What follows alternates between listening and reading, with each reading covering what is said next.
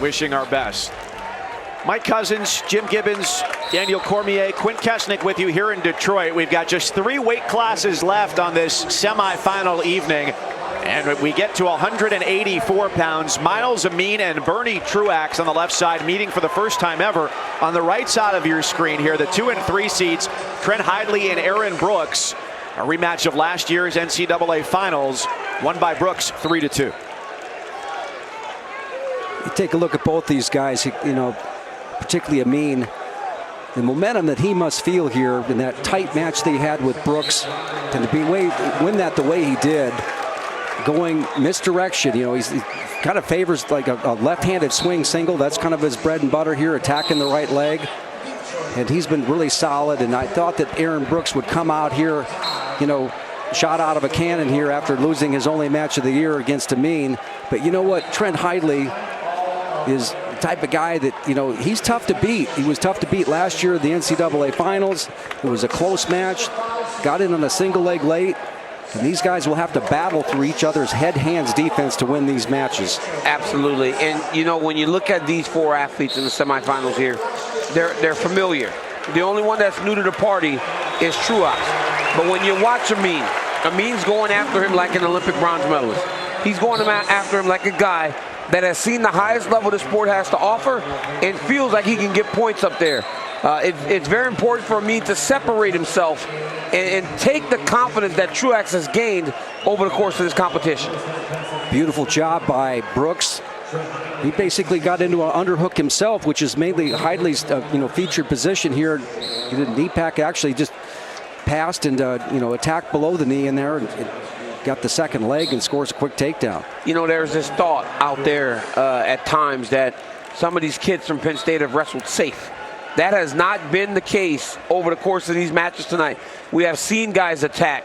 We saw Starace attack multiple times in this match. We already see Aaron Brooks on the attack. These guys are getting after it. They're trying to put points out there. Don't tell Aaron Brooks that, by the way. He scored 43 points in his first 3 matches here. Yeah, he's been scoring. I'm talking about last year. I'm not talking about right now. I mean, it speaks to the point, right, that these guys are much more offensive. You know, we've seen that. We have seen the Iowa guys struggle to put points up on the board. And we have seen the Penn State guys be more offensive than we've seen recently. And we've seen the Michigan guys been more offensive than they were even in the Big Tens where they won the tournament. Absolutely. You know, I love... They go off the mat here. Amin goes off the mat. So he's got that left toe still in. That's one of those positions, Coach, that I hate. I hate when they dive. Why do you take your opponent to the edges of the mat to try and take him down by diving and dragging the foot in bounds? Yeah. Wrestle the center. Take him back to the middle where you have more real estate to try and score those points that you work so hard to try and get a chance to get. Well, there's techniques that work on lesser opponents, but some that don't work as well here in the semifinals of the national tournament. You know, one of my favorite days of the year, guys, is Wednesday, showing up here for the warm-ups and all that. And I was very tuned in to the Penn State group as they took the mat. We had all 8 mats down, of course. Cale Sanderson was spending time with Aaron Brooks. That's the guy he was spending his time with, rolling around with, drilling. And then he puts a lot of time on the mat still with his athletes. And Aaron Brooks practically had all of his time. That's why guys are going there in droves, from the college level to the international level. I mean, of our 6 Olympians, I believe 4 or 5 of them were part of the Nittany Lion Wrestling Club. You know, so, and bringing home medals. Because Cale is not only showing them the things that made him such a great champion, but he's also putting his time into him physically, still as he ages. 42 years of age now. We're the same age, Coach. We were on the cadet world team together back when we were in high school. And I'm telling you, I can't wrestle around every day. Yeah. I wrestle some, and I got ringworm on the back of my head. That's on a need-to-know basis. Good job by Brooks there. He's got a cradle locked up, but he's been nothing but on the attack in this match.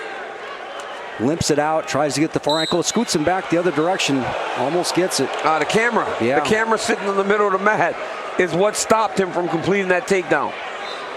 Well, one last thought on Cale, though. He's the type of coach who's putting 5 hours a day in the room in his 40s, and so it's paying off. And his philosophy is basically got to physically put these guys in these positions so they'll feel it. Coach Hidley has got to do something different, though. Hidley has to find a way to become the offensive man. Right now, he is just taking attacks, taking attacks, taking attacks.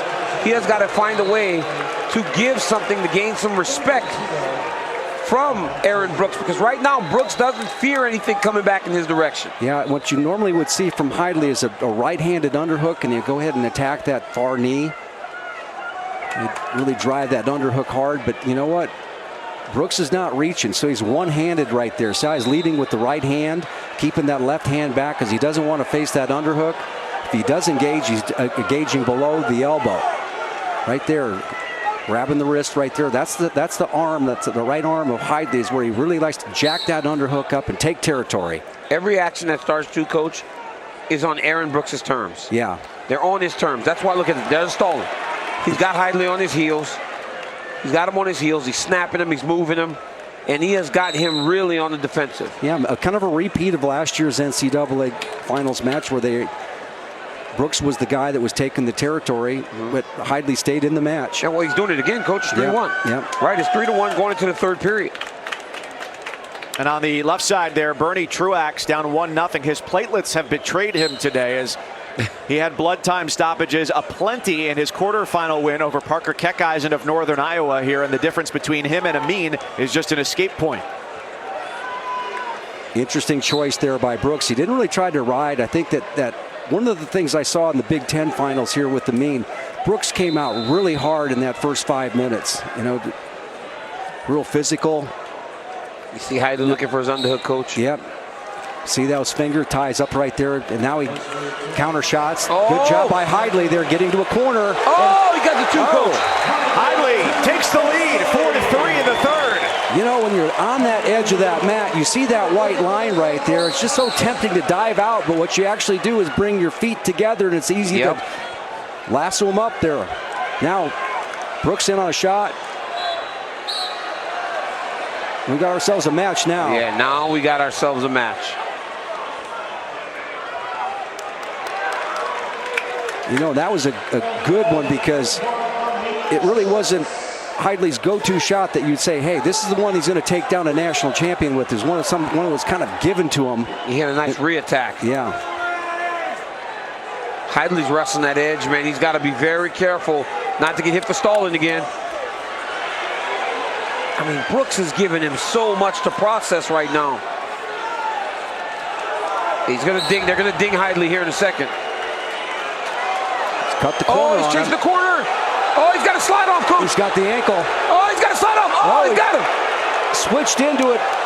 Now he's got it. Pressure on the chest there. He's trying to shelf it, get to the far ankle. Oh, my goodness. Short time. Brooks pulling him back in at the edge of the mat, right in front of the NC State corner with a trip to the finals on the line. Oh, trying to put the leg in. Oh, he almost got it. Time winding down on these two. Overtime. 184. You said it, Coach. You said stay in the match. Give yourself a chance. Now all bets are off. All bets are off here. Now you got to just go if you're Hidley.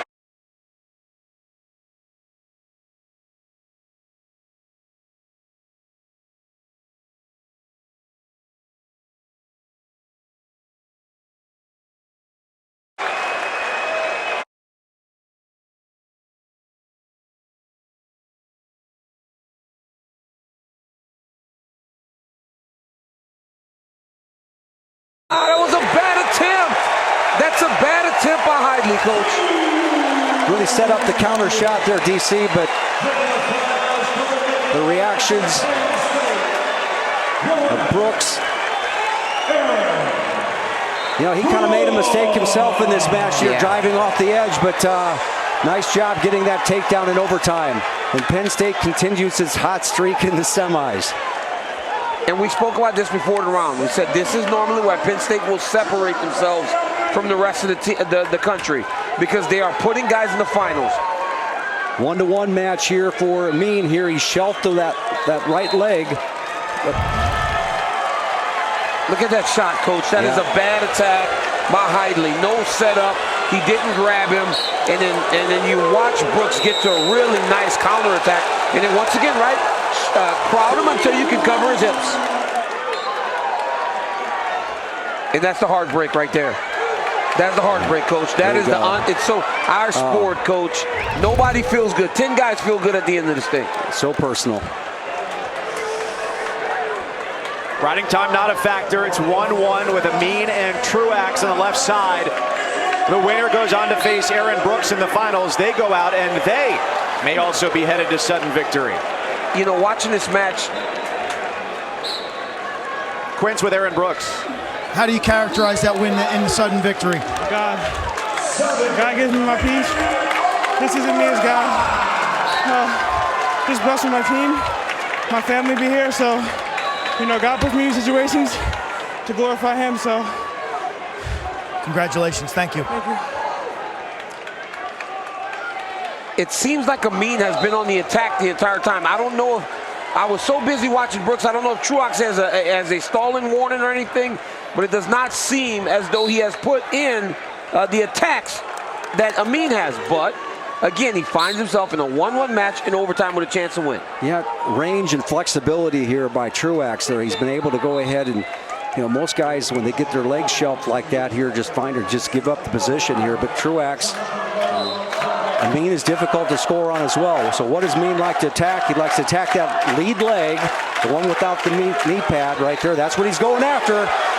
Oh, he shoves it one more time. Oh, he's got better. It's his finish this time. But he came around the waist right there. Oh, He gets it.